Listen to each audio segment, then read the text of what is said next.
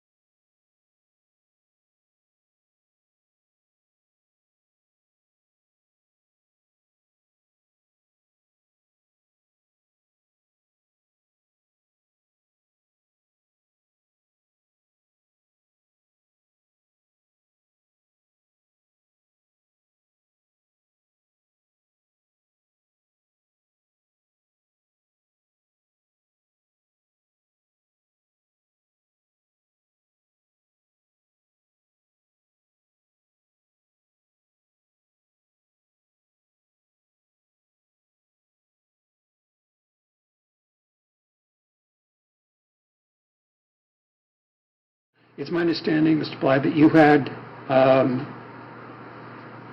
some thoughts you wanted to put on the record. Is that correct? I did, Your Honor. Okay. With the court's permission. Sure.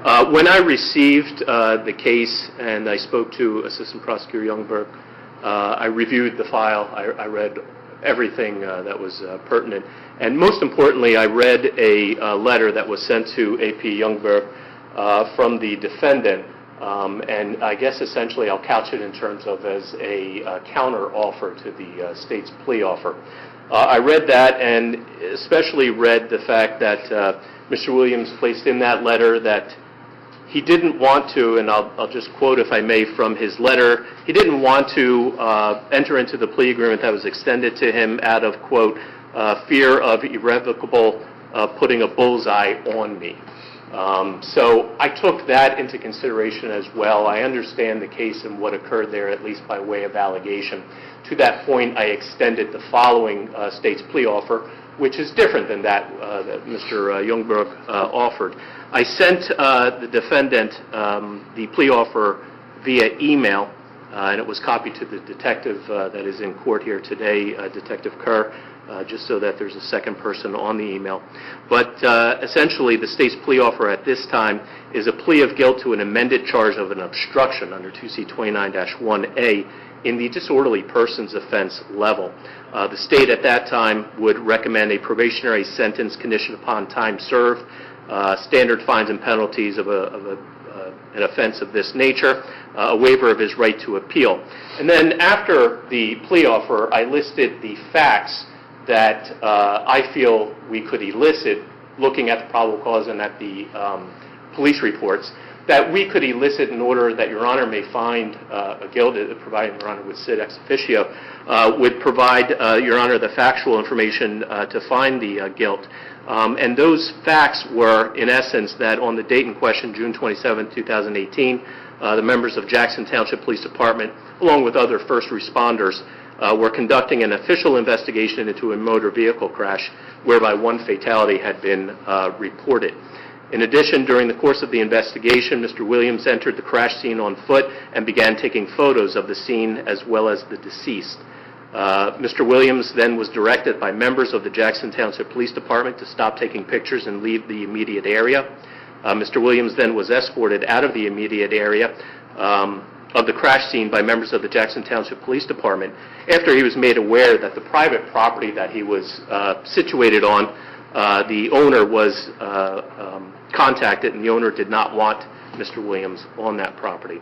And then lastly, after being escorted out of the crash scene, Mr. Williams attempted to re-enter the scene in violation of 2C29-1A1. And then I cited a case, which is State versus Hernandez, under 338 New Jersey Super 317 at 323 and 324. And that's an appellate division case in 2001. In essence, it said, finding that a defendant who admitted he cursed at police and refused to leave the area where his brother was being arrested, he admitted to physical interference. This isn't physical harm or anything like that, but physical interference for being in that scene, and that was deemed an adequate factual basis by both the lower court as well as the appellate court.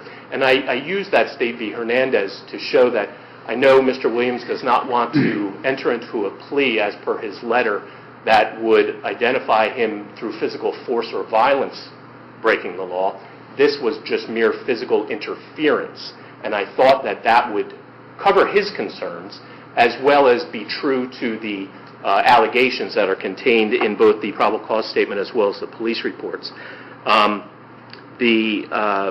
I listed all of those reasons why I felt this was a fair disposition of the case of Mr. Williams. That was on January 8th that I sent that email. I did receive an email back from Mr. Williams today at 9:49 a.m. And essentially rejecting the State's plea offer as he did not feel that the factual recitation was true to what his thoughts are, what happened at the scene. So there's where we are as far as the plea negotiations are concerned. I know Mr. Williams extended a counteroffer to plead to a PDP of harassment for, I believe he said, smacking the police officer's arm. But you know, if we can reach some sort of resolution in the disorderly persons offense level, carries a little bit of probation terms and conditions to the discretion of the court, as well as customary and minimum fines and penalties of the variety or nature that comes with that offense, you know, I think that would be a fair resolution in this case, but we're just not there. Mr. Williams, did you read Hernandez? Yes, I did, Your Honor. Okay. Do you disagree with Mr. Bly's assessment that it's factually consistent with those events that took place? Well, the issue in Hernandez, Your Honor, and just to be clear, I don't want to, I understood the ruling in Hernandez, but I also understood that in Hernandez, the court took note that the defendant in that case had said that he was trying to reach his brother. He was essentially admitting that he was going to interfere with what they were doing. In this case, there wouldn't be an honest and accurate fact basis for me to say that I was ever in the scene, let alone attempting to get back into the scene, as has been the narrative from the police department. Hold on. Scene being in what you're considering to be the zone where you were directed to depart? Yes. Here's the reality, Judge, and not to belabor all this with you. Photographic evidence shows I was actually in a yard. Are you sure, Mr. Williams, are you sure you want to put this on the record? Certainly, Judge. Okay. All right. Just as long as you understand. Yes. Okay. Yes. Judge, and I apologize for interrupting Mr. Williams. Would Your Honor put him under oath for what he's about to... Well, I don't want to put it... he's in a pro se capacity here, and these are always such odd hybrid animals.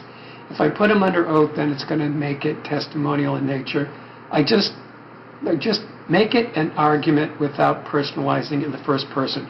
Your position is that photographic evidence would demonstrate that you were on the lawn of this unnamed individual who did not want you to be there, and you were therefore not in the zone where the officers wanted clearance? Well, Your Honor, the only person that said that the homeowner didn't want me there was Officer Bosley.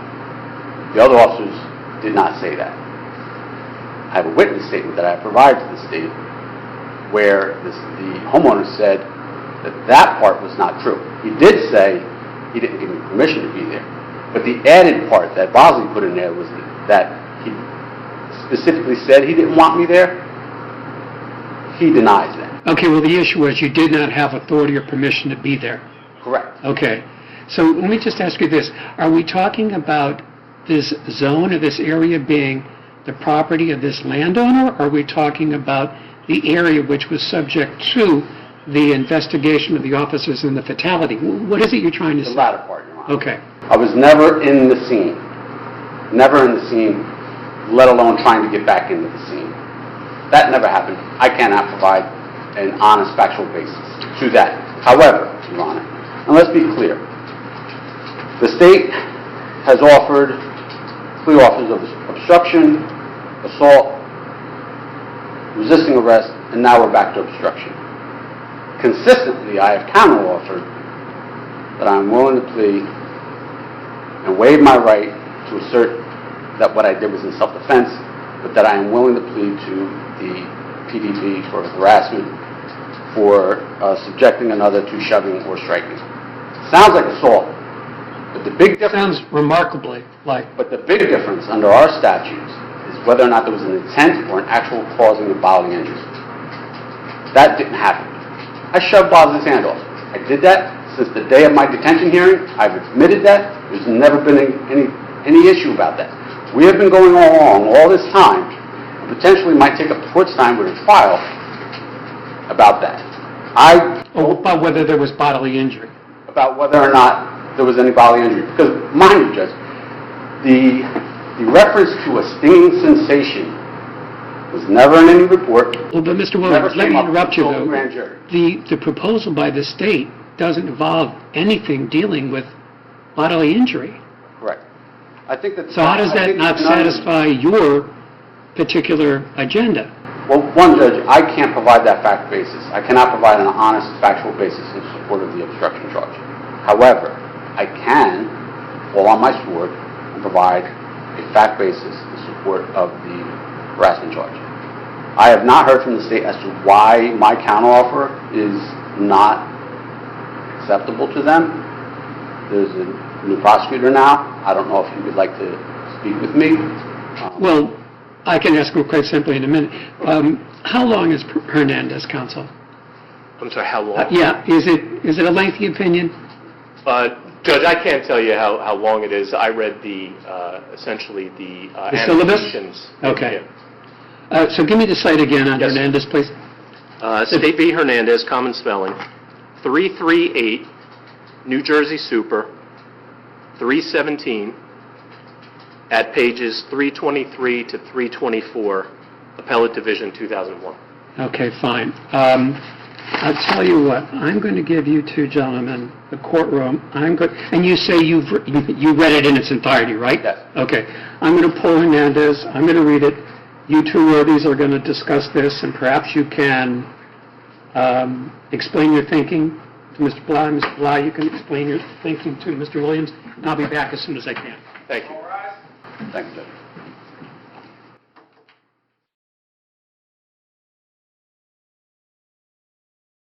Reviewed Hernandez.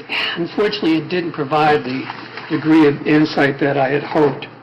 It was an opinion crafted in part by Judge Fall, who I had the greatest respect for.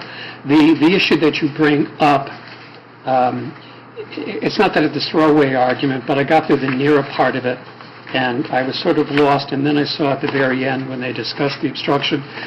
Mr. Williams, you're focusing on the geography. As I read the last couple of pages of Hernandez, they're talking about a directive or a command from police to leave. That is what happened, correct? Yes. So if we take the issue of geography out of it, there was a directive from the police to you to leave, and you did not do that, correct? Correct. Okay. So how does that not fit the last page and a half of Hernandez?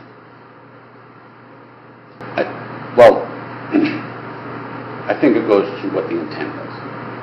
And Well, your intent was not to leave, Mr. Williams. yes. But let's just focus on the dichotomy there. The directive to leave, the intent not to leave. You see the tension between the two principles, correct? Yes. And, Your Honor, literally as you were in chambers, we were actually discussing the statute. As I directed you to, yeah. And I'm looking at it, and we are parsing the language of the obstruction statute at the moment, and also discussing, I guess, some of the some of the issues with the differences between the harassment statute that I'm willing to plead to versus the charges that are currently pending. Frankly, Judge, it could just be me, but I think that we may be coming to an understanding. Okay, well, I'll give you more time, but at the risk of stating the obvious, you didn't fall off the turnip truck yesterday. You know the drill out there. You're familiar with the system. This is a good deal, Mr. Williams. There's a lot of stuff that has negative consequences that's going away, and I say this with all candidness, and not because I'm going to move this calendar off. I think a prudent man would look real closely, look real hard at it, and give it some very serious consideration. So, what I'm going to do you need a copy of either the 2C criminal code or anything in order, well, I know counsel does, but... Your poor clerk was kind enough to Okay, provide us. so, well, but I don't see anything in front of Mr. Williams. He normally brings his lunch. I mean, what do you have over there? I did not bring my phone Okay, today. let's go But I grab do a have my copy. phone that has... Okay, let's get I'll go get mine, give it to you. So you'll have a copy of the 2C criminal code, and you don't need anything else, so you two guys can go through that. And we can stay here all afternoon. I don't know what your calendar looks like. You don't have to go to physical therapy, do you? Not today. Okay, good. So what we're going to do, if anybody needs any decisional authority, if you're looking into the comments and you want me to print some stuff up, let me know. If you want to come back out and talk, entre nous, then we'll do that as well. I think, frankly, Your Honor, Okay, hold on. maybe another 15 minutes at the most. Okay, fine. No, I think... So I'll come back at 2:30, but I'll get you the 2C code. Your Honor, if I may, I'm sorry. Yes, sir. If I may, sir, I'm sorry. The court is willing, if we do reach an agreement, to accept and sit ex officio for the Jackson Township Municipal Court if it is, in fact, a disorderly persons offense. Well- Take the plea? Yeah, I mean, Okay. is there any aspect of it that would be remanded to the municipal court? No, Judge. Okay. This would encompass... Global the resolution. entirety. Yes, sir. Okay. And you've spoken with your officer, and he's thumbs up? My officer, the Yeah. Jackson Township officer? Yes. I have not spoken with Oh, him. I'm sorry, I misunderstood. Who's the... Sir, this is my detective, Detective John Kerr from the Burlington County Prosecutor's Office. Okay, well, let me ask you this. There's not going to be any blowback if you put this through, correct? Judge, it's not, I was not told by either Assistant Prosecutor Youngberg or the First Assistant Prosecutor of the Burlington County Prosecutor's Office who assigned it to me that I had to do anything in this case. I'm not suggesting that you had to do anything, but you two Right. have not fallen off the turnip truck recently. Yes, sir. I just don't want there to be a blowback on you from some officer, and I say this with all due respect, who gets his knickers in a twist because he thinks that Mr. Williams got a great deal. Yes. Okay, so I understand. if you think you have sufficient authority to proceed unilaterally, I'm fine with that. And Thank I'll you. get that code. Thank you, Mr. Williams. Thank you.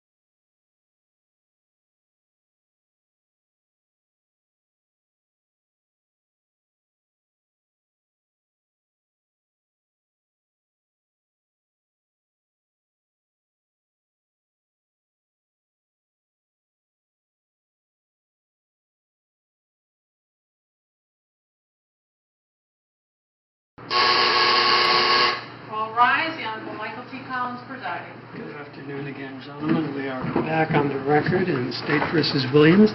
Gentlemen, why don't you bring me up to date? Your Honor, if I may, the letter that I sent or email that I sent to Mr. Williams outlining the factual scenario, I believe, and of course Mr. Williams can correct me if I'm wrong, that we are in agreement with each of the points that I felt would be necessary for a factual, with a few minor changes, until it comes down to the last point, which is after being escorted out of the crash scene, you attempted to re-enter the scene in violation of 2C29-1. From my perspective, I thought we agreed that Mr. Williams' actions of being escorted and then turning around back towards the scene with the officer holding his hand out and making contact with Mr. Williams and Mr. Williams hitting or swatting the officer's hand away would qualify and would fall under the obstruction charge. And that's from my perspective. Mr. Williams, I believe, sees it different since we're unable to elicit that information for Your Honor to take a plea. Well, Mr. Williams, just let me ask this. When that happened and you addressed the officer, you had a very abrupt suggestion to him what he would do with his hand. Do you recall when he put his hand out like that? And Yes. Didn't you say, and I quote, "keep your fucking hand off me," end quote? I don't recall if those were my exact words, but I did say something to that effect. Okay, it seems to me that might have been in your pleadings. It seems to me there was a point in time where there was a submission from you where you conceded that. So I guess my question is this. Mr. Bly started to use the word SWAT. That, I think, is consistent with what I understood you to have said at earlier points in time. Do you dispute that, sir? I'm sorry, say that. When you pushed his hand away, counsel used the word SWAT, but it wasn't just a gentle push. Your movement was abrupt, as I recall it. Yes. Okay, is that what the two of you, is it still geography, or is it your conduct in re-entering? I think, Your Honor, I think that the dilemma that we've reached is where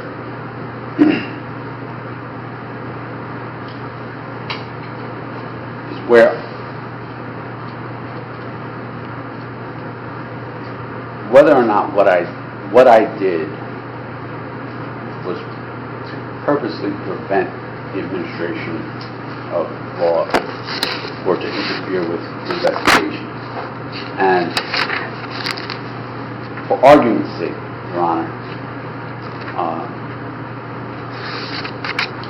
according to the reports, I was escorted. My version of what that escorting is different from... It was a forceful escort. Oh, yeah. Similar to what one might imagine when someone looks like getting thrown out of a bar. But according to the reports, I was escorted as if we were walking gleefully through some prairie. And then once I was off the property, I was released. And this is according to the pleadings, Your Honor, that I've sworn to.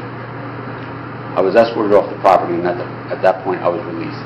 I think where the state and I are not able to come to an agreement is that if I was able to say that at that point I turned around,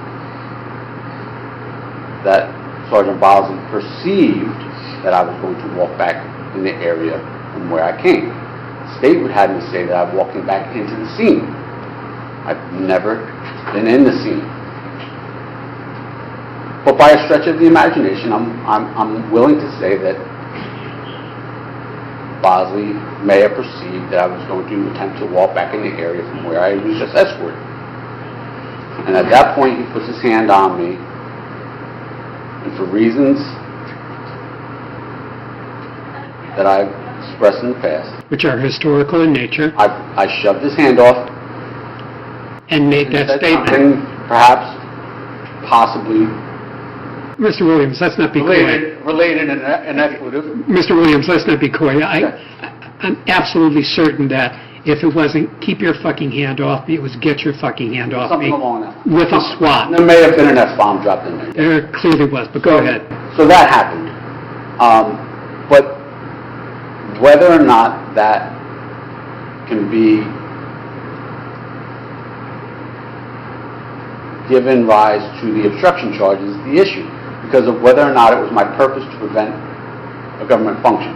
My position would, and I tried to literally, Judge, and I'm trying to wrap my brain around this, so that we can all... And I'm trying to work through with you and Mr. Bly. Go ahead. And at the same time, I'm leaving something on the table that the state just doesn't want to accept. But that's their prerogative. But I've tried to wrap my brain around how do we have honest fact basis for the obstruction charge. I shoved his hand off. I said, don't put your effing hand on me, or something to that effect.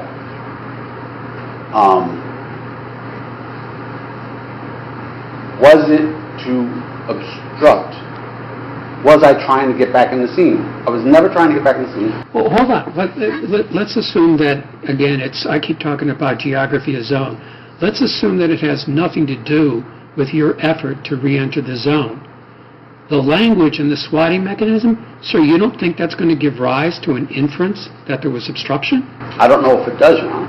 I don't know if it does. And you want to roll the bones on that one? Judge, I want to be able to give an honest fact basis. I understand that, but if you're standing in front of me, and the question in terms of the elocution is, when the officer put his hand, did you swear at him and use this language, keep your fucking hand off me? Yes. And say, this is our hypothetical. Your next thing is, did you then swat in a forceful fashion the officer's hand? It was actually on your chest, correct? Yes. Okay. Did you swat away his hand, which was on your chest? I would get a yes to that as well, correct? Yes. So in your mind, you don't think that gets to obstruction, sir? Judge, if Your Honor would accept that, without this narrative that I was in the scene or trying to get back in the scene, I think I'm willing to plead that. If the dilemma is that I have... It's the zone. Well, hold on for a minute. Mr. Bly, is it a question of geography for the state? Judge, it is not. And as a matter of fact, when I informed the court that we agreed to all of the points, and I said with a few tweaks, we actually, the tweak that I believe we've agreed upon was where it says, entered the crash scene on foot. And I can assure Your Honor, I struck that out, and it just became, instead of entering the crash scene on foot, it became just started taking photos of the crash as well as the decedent. So it is absolutely not a geographic. Okay, so Mr. Williams, back to you. I understood you to say earlier today that you thought that the officer believed you were attempting to re-enter, correct? I'm willing to concede to that. Okay, fine. So it doesn't matter whether that's correct or not, but that is your perception. Possibly. And, well, you said that earlier. Judge, That the reason he did this was because he thought you were attempting to re-enter. That was your takeaway, correct? That is me trying to wrap my brain around. Okay, well, let me ask you this. That's what I'm If an officer puts his hand out like that in your general direction toward your chest, what's the inference? He's attempting to stop you from doing something, correct? Okay, fine. You then have that language we just discussed somewhat, and then the swatting action. Right. So if we put those three components together, Mr. Williams, what do you think? I think we can reach a flip. Okay. So why don't you guys just tweak the language a little further? I mean, as a practical matter, if the two of you were asking me whether or not, if the language is, were you escorted from that, was it your impression that the officer was under the impression you were attempting to re-enter? He placed out his hand, you used that language, and I will ask that language, and that you then swatted away the hand. Gentlemen, I think that's sufficient for the obstruction charge. So why don't you guys just tweak out the language, work it through chronologically along the lines of what I just outlined, and then we'll go from there. And if we can do this, and Mr. Williams, I have to have you be perfectly comfortable with this, okay? I do not want you to think for a second that the court is engaged in bullying you into this. You have to have a level of comfort, because I'm going to ask you whether you got there freely and voluntarily. I'm going to ask you whether or not you've been coerced or threatened, and you're going to have to say, no, no. I'm going to ask you whether or not you've reached a fully informed decision based upon the information available to you, and I'm going to need to get a yes for that. Right.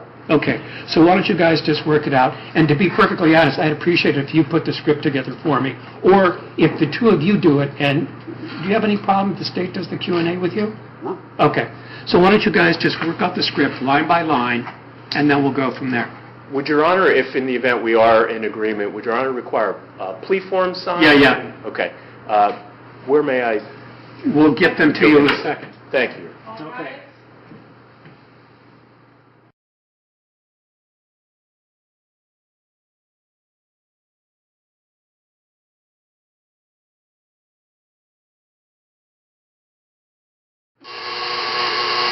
All rise. The Honorable Michael T. Collins presiding. Good afternoon again.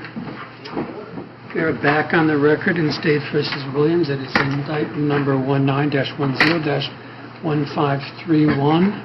Counsel, may I have your appearance, and then Mr. Williams. Yes, Your Honor. Thank you. Assistant Prosecutor Douglas Bly on behalf of the state. I'm also cross-sworn for the purposes of this particular case as a Special Deputy Attorney General. Okay. I'm Paul Williams, Your Honor. I'm representing myself. Okay, gentlemen.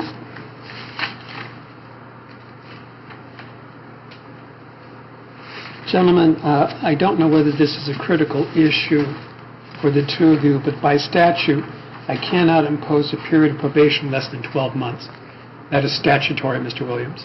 Now, what I can say to you is that I would be willing to impose a 12-month period, and if you were to be a excellent probationer, not reoffender in that period of time, and make an application to have a premature termination of probation, I would look favorably upon it, but I cannot impose a 6-month sentence for probation. That would be if you impose a period of probation, correct? Well, let me ask. Well, let's do it this way. Let's have Mr. Williams sworn. Please raise your right hand. Do you solemnly swear or affirm to tell the truth in this matter before the court? Yes, I do. Please state your name for the record. Paul Williams. Thank you. Okay, Mr. Williams, as a general rule, the way I work is I swear you in.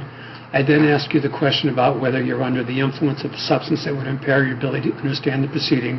I then go to the state, ask them to put the terms, paragraph 12 and 13, 12 on the dismissals, 13 on the terms of the plea on the record. Then I have a colloquy with you. I guess what I'm asking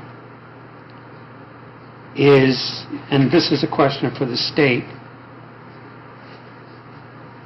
is it an essential component of paragraph 13 that there be a period of probation? Judge, the plea agreement did contemplate a period of probation. The state would not be opposed and, in fact, would put on the record, and we are on the record, be in favor of the outcome that Your Honor has suggested, in that if a period of 12 months must be imposed, the state would be in favor of and have no objection to Mr. Williams after a period of 6 months to make the petition, and as long as there were no violations of probation, to make the petition to... And so we're clear, material violations. I mean, if you would reoffend during this 6-month period, it would be problematic. If you get a speeding ticket, I'm not going to lose any sleep over that. So we would be talking about a material. No, if you have an obligation to report, you would have to report. That's essential. I can't imagine that they're going to have too much by the way of demands. They're not going to want you to be doing, random urinalysis or whatever. So I just need to understand. In that vein, Your Honor, I don't know if you're aware, but I just completed a term of probation related to a municipal court matter that is still pending appeal. So that was a 12-month period of probation that I served without incident. Well, then, you have an excellent track record. So, with that as the backstory, can we revise this so that it says 12 months? And what I'll do is put something down, well, I won't put it, I'll direct Mr. Bly to put it there. We'll reference 12 months probation, and then we'll have a little asterisk down at the bottom, and it'll say, the court will look favorably upon a premature termination in the event that defendant does not have any material violations of probation during the first 6 months. And to put Mr. Williams at ease, the state would even be willing to put on the plea forms that the state would join the applicant. Okay. So let's do this. Let's hand this back to the state and just put that language in there that we just described, and then we'll...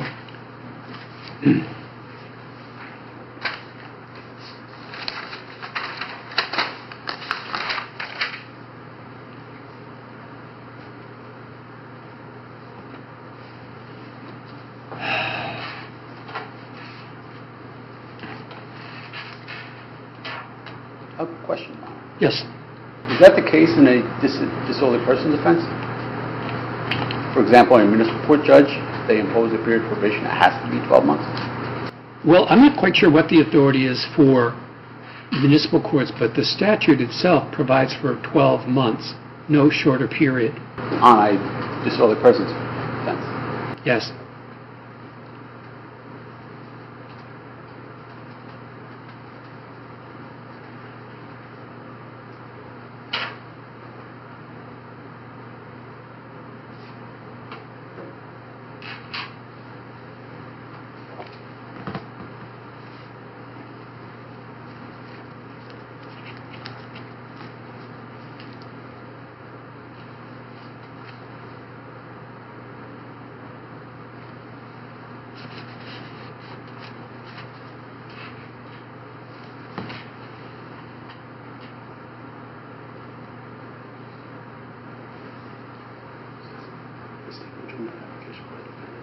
Early termination of probation after 6 months, provided no material breach or violation of probations.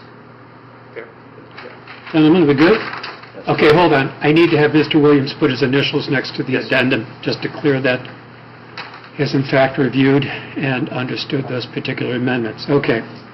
Now, Maureen, would you be kind enough? Okay, no, Mr. Williams, back to you. Sir, are you currently under the influence of any substance that would impair your ability to understand these proceedings here today? No, Your Honor. Okay, what's going to happen next is, do you need this? If you don't mind. Yeah, sure. Yes, just so I get the Put this correct. back. What's going to happen next is the prosecutor is going to read the terms of the plea agreement into the record, then you and I are going to talk about the plea form. I'm also going to ask you some questions about you being appointed pro se and questions related to that. State. Your Honor, thank you. Judge, the terms of the agreement, as I understand them to be, are the following. First, the state will make application to this court to amend count 2 of the indictment, which currently reflects a resisting arrest in the 3rd degree.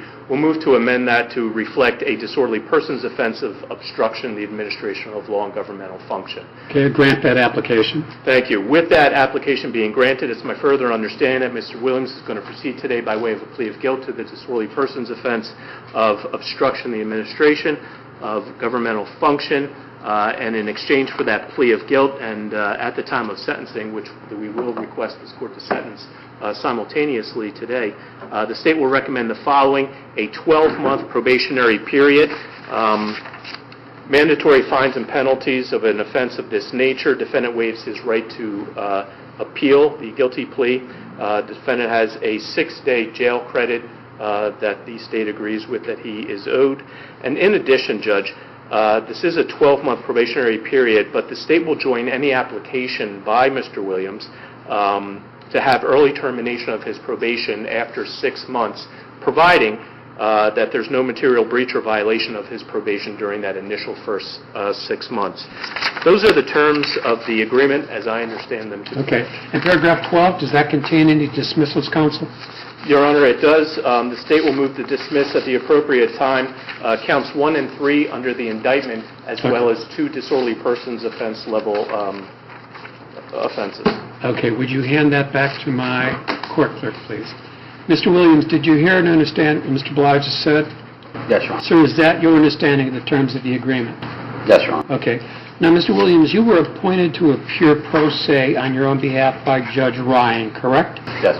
And throughout the course of these proceedings, which have gone on for, it must be a year and a half or so that you've been appearing in front of me, you've had access to decisional authority and legal text, correct? Yes, Your Honor. And today, for example, I gave you a copy of the 2C code so that you could continue discussions with the state, correct? Yes.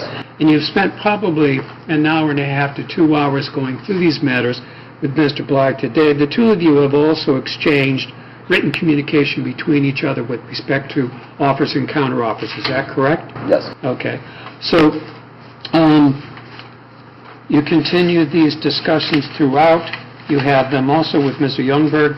So I guess the question that I'm getting at is, do you feel that you're in a position to have made an informed decision about what you're doing here today? Yes, sir. Okay. So, sir, what we're going to do is we're going to talk about the plea form for a second. This is a 5-page document. You reviewed this earlier today. Is that correct? Yes. Okay. You read it. You provided some information. Now, gentlemen, is this your writing, Mr. Bly, or is it Mr. Williams? I'm sorry? On the plea form. My writing is only on the top portion, defendant's name, and... Who wrote in blue? Oh.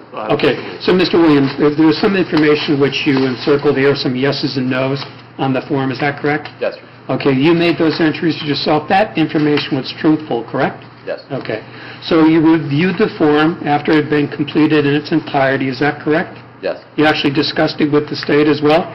And we Somewhat. actually had some discussions on the record with respect to some more discrete and nuanced issues, is that correct? Yes. Okay, so then you signed the last page and initialed all the other pages, is that correct? That is correct. Okay. Mr. Williams, you're aware that you had certain constitutional rights in this regard, correct? Yes, sir. You're aware that you had a right to trial in this matter? Yes. You're aware that you had the right to confront the witnesses called by the state? Yes. You're aware that you also had the right to call witnesses on your own behalf? Yes. And you were also aware that you had the right to remain silent, and you understood no negative inference could be drawn from the exercise of that right, correct? Yes. But by proceeding in this fashion and accepting this plea, you are giving up those constitutional rights. Is that correct? Yes. Okay. So we've covered this a bit, but I just want to make sure, in light of the fact that you've had the ability over months to process all this information, do you believe that you've reached an informed decision as to how you intend to proceed? Yes. Did you reach that decision freely and voluntarily? Yes. You haven't been coerced or threatened to proceed in this matter? No. You satisfied with the services you rendered to yourself, Mr. Williams?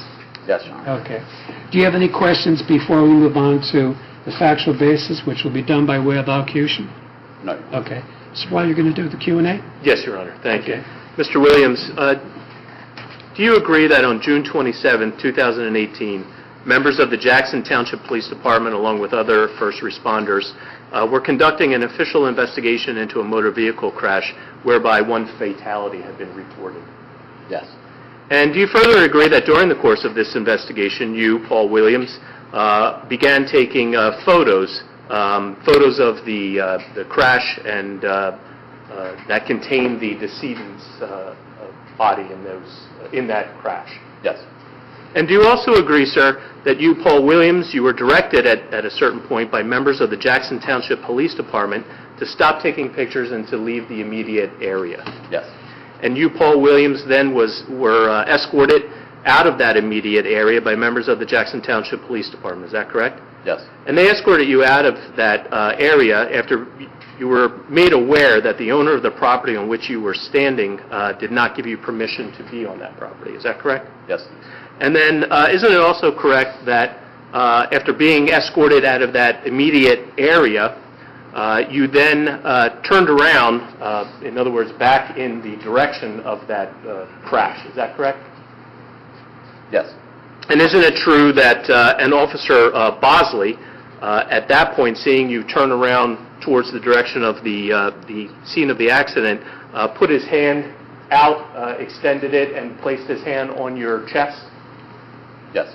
And isn't it also true that you agree with me that Patrolman Bosley performed that function in his, according to his report, in order to stop you from entering back into that area that you were escorted out of? Yes. And it isn't also true that at the time that Patrolman Bosley put his hands on your chest, you shoved his hand away and said something to the effect of, "Don't put your fucking hands on me"? Yes. And do you agree with me that those actions are the basis and form the basis of your plea of guilt to the obstruction, the administration of governmental function? Yes.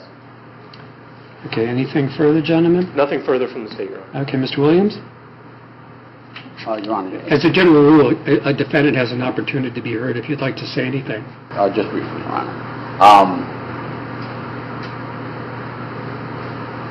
in a little while, I'm pretty sure I'll be relieved that this matter has been resolved today.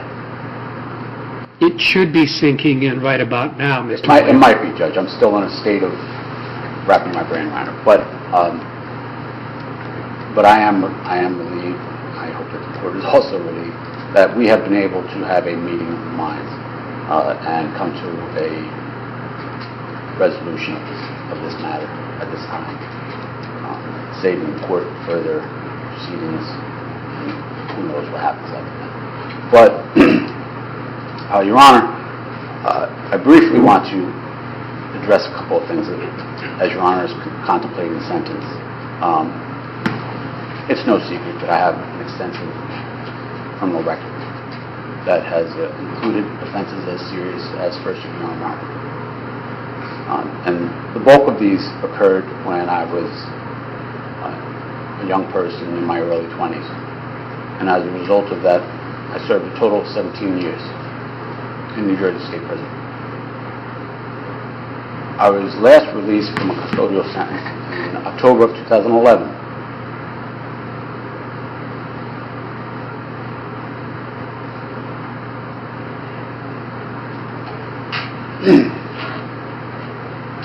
Take a moment, Mr. Williams, whenever you're ready. Do you need water, sir? No, thank you.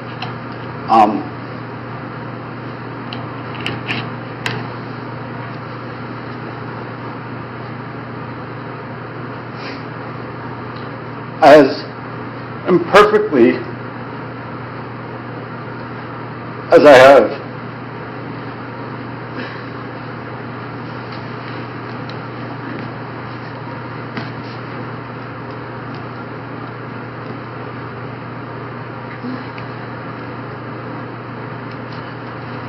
I've constantly tried to make my transition back to the community successfully. And not only for myself, but for other similarly situated men and women.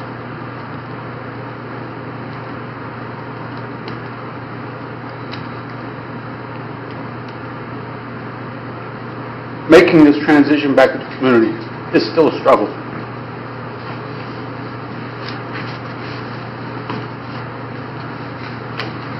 And I often do it without any structure of support. And I do it walking blindly through the dark.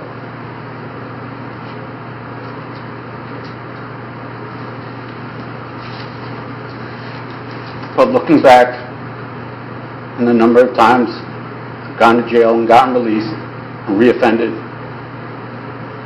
relatively speaking, I think I've done a pretty good damn job of it since 2011.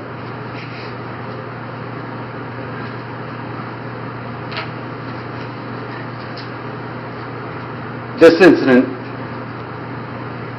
occurred while I was working.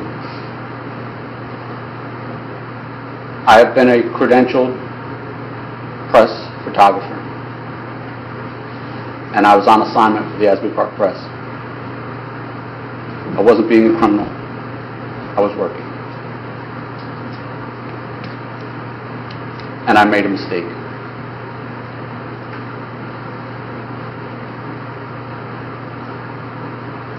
That potentially sent me back to prison for up to 20 years.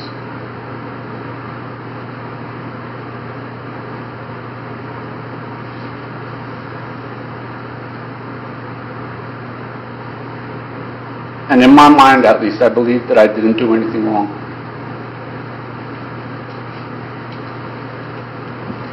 Only through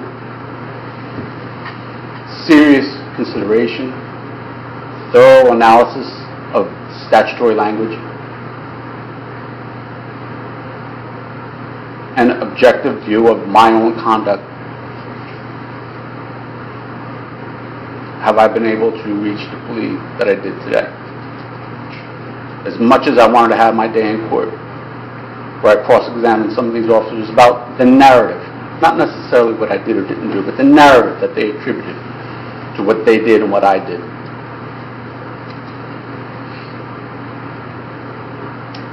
I did today what is the very nature of our system, and that is reasonable compromises and negotiating. And I think that we reached a reasonable compromise.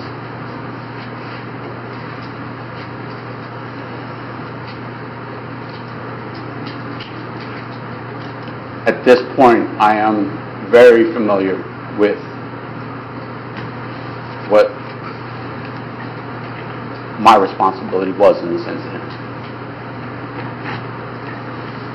And as a formerly incarcerated person who advocates for other similarly situated men and women, I say to myself and I say to others that it is imperative for me to examine my conduct to ensure that I am never exposed to making a mistake again, like I did a little over a year and a half ago.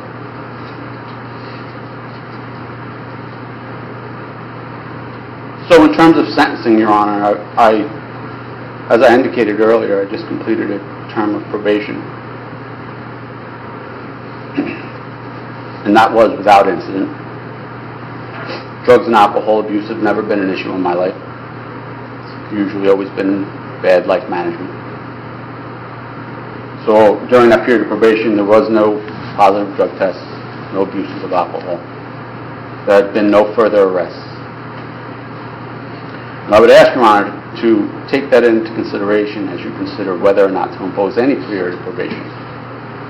But if you must, as we discussed earlier, I understand that would be a period of 12 months. In terms of fines and penalties, I would ask that the court not impose any discretionary fines or costs, that the court impose minimum mandatory statutory penalties. And I ask that, Your Honor, because I won't necessarily say because of this incident, but as a part of the difficulty that I've had with reentry. Working a regular job has been an extraordinary difficulty for me, and so I don't have any money, and I haven't been working regularly in order to pay any discretionary fines or costs. And if there's any mandatory penalties, I would need to know what those are, and then I need to make some arrangements to make those payments. Okay, well, Mr. Williams, you'll have 12 months to satisfy what's ever imposed, and as pointed out, they will be the minimums. So, is there anything else, sir? No, Your Honor. Okay. Ms. Bly, is there anything the state would like to say? Judge, with regards to sentencing, the state is going to move for sentencing, and we do respectfully request the court to sentence in accordance with the aforementioned plea agreement. Submit that aggravating factors 3 and 9 are present. Ask this court to weigh heavily aggravating factor 9, considering Mr. Williams' past criminal history. Mitigating factor number 10 in that, and especially as expressed by Mr. Williams, and I think his expressions to this court were heartfelt, that he is likely to do well on a probationary sentence. Sir, let me ask you this. As I was contemplating these, I was looking at mitigating 1, which is that the defendant's conduct neither caused nor threatened serious harm, and mitigating 2, which is the defendant did not contemplate that his conduct would cause or threaten serious harm. I'd like to get the benefit of the state's thinking on whether MIT 1 and MIT 2 apply. Judge, the state's thoughts on those 2 mitigating factors is that we have a situation where Mr. Williams, by his own admission, initially did not listen to a lawful order by the police, but most importantly, when the officer put his hand on his chest, Mr. Williams did swat that hand and said what he said to the officer. I would submit to this court that when it comes to did not contemplate serious harm, that's a situation, and as we know, the officer, along with other officers, had to take Mr. Williams to the ground and eventually place him into handcuffs. That is, in my estimation, creating a situation where either Mr. Williams or any other members of the public, or even one of the police officers, could have gotten seriously injured during the course of this takedown as well as the arrest. So I would ask this court, if the court is going to find aggravating or mitigating factors 1 or 2 or N2, I would ask the court not to place significant weight on either one of them. Light to moderate, is that your suggestion, counsel? Yes, sir. Okay. With respect to the state's request for aggravating factors 3, 6, and 9, 9 always applies because there is always a need to deter unlawful conduct of a particular defendant and others. And Mr. Williams put his finger on it. I think that aggravating factor 9 deserves a heavy allocation. 3 and 6 also apply. I will only give lightweight to aggravating 3. I think that Mr. Williams has been clearly remorseful, and one of the other things that needs to be said is I rued the day when I was assigned another pro se litigant. I have had a host of them. Most of them have been belligerent, rude, uncooperative, and uninformed. You have been none of those, sir. You have been respectful and polite at every meeting we have had. You've been cooperative and compliant with the rules of court, and also I detected that what I saw and the state saw as a genuine sense of remorse. So I am going to find light as to 3, moderate as to 6, heavy as to 9. I am going to find that the defendant is entitled to mitigating factors 1 and 2, particularly 2. I do not think that Mr. Williams contemplated that his conduct would cause or threaten serious harm. I focus on the word serious here. I understand the state's position, but nonetheless I think 1 and 2 are warranted, and I will give heavy weight to mitigating 10, as I must in order to effectuate the terms of the plea, because I consider this to be a negotiated plea over some period of time. I feel that I must make that finding as well. So what I'm going to do, Mr. Williams, is I'm going to impose a 6-day period of incarceration in Ocean County Jail. You're entitled to 6 days of jail credit. I will impose a 12-month period of probation, as indicated in paragraph 13. If there should be a period of 6 months where there's no material noncompliance and the defendant makes a request, that request will be looked favorably by the court. And as I read this, it says the state will join in that application. So, Mr. Williams, what you would have to do is reach out to the state and advise them that it had been your intent to do thus and so after that 180-day period. Sir, you asked about the fines. There's a $50 fine for violent crimes compensation. There's a $75 fine for safe neighborhood assessment. That's $125 total, sir. Can you make payments of $25 a month, Mr. Williams? Your Honor, I can take care of that amount in total within 30 days. Okay. You sure you want to proceed in that fashion? We do 6 days, just to be careful. Okay, let's do it this way. First payment due no later than 30 days from today. I will make it the entire matter retired no later than 90 days from today's date. Okay. I have the dismissals that you referenced in 12 earlier, counsel. Yes. Would you please place them on the record at this time? Yes, Your Honor. Judge, may I just go back to the fines, and I don't mean to be a killjoy here, and perhaps I'm wrong, but I thought there was a $33 court cost with the court sitting in ex officio for the Jackson Township municipal court. You're talking about the 33 and the $6 assessment? Because it's a superior court, Your Honor. Okay. There's something like that. But we do have a supervisor. Oh, sure, minimum supervision fee. Counsel, I'm not going to impose the what might be the standard fines and assessments in a municipal court matter. Okay, anything else, gentlemen? Judge, if I may, just on the record, the state is going to move to dismiss under the indictment counts 1 and 3. And then also on summons 2018-330-1511, the state will move to dismiss count 1, obstruction, and count 2, resisting arrest, both disorderly persons. Okay. Well done, gentlemen.